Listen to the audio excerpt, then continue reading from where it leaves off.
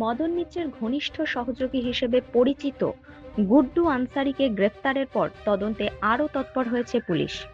বেলঘরিয়া থানার পুলিশ তাকে নিয়ে কামারহাটি ও সংলগ্ন বিভিন্ন এলাকায় তদন্ত চালাচ্ছে। পুলিশ সূত্রে জানা গিয়েছে, গতকাল গুড্ডু আনসারিকে নিয়ে যাওয়া হয় কামারহাটির বিটি রোড সংলগ্ন উদয়বিলা মহিলা কোঅপারেটিভ সোসাইটির এলাকায়।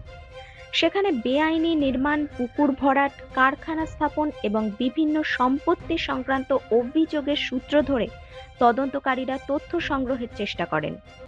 অভিযোগ, ওই এলাকায় একটি বিলাসবহুল বাড়ি নির্মাণ করা হয়েছে এবং সেই বাড়ির সঙ্গে গুড্ডু আনসারি ও মদন মিত্রের নাম জড়িয়ে বিভিন্ন মহলে আলোচনা চলছে।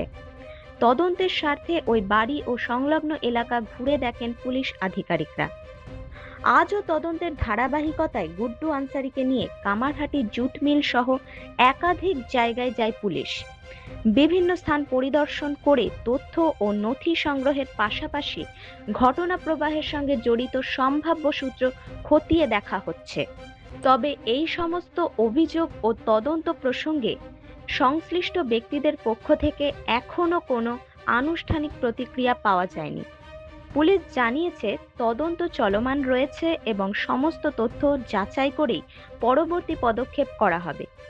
গুড্ডু আনসারিকে নিয়ে পুলিশের এই ধারাবাহিক তল্লাশি ও জিজ্ঞাসাবাদে সামনে আসে কিনা কোনো নতুন তথ্য, সেদিকেই এখন নজর রাজনৈতিক ও প্রশাসনিক মহলের।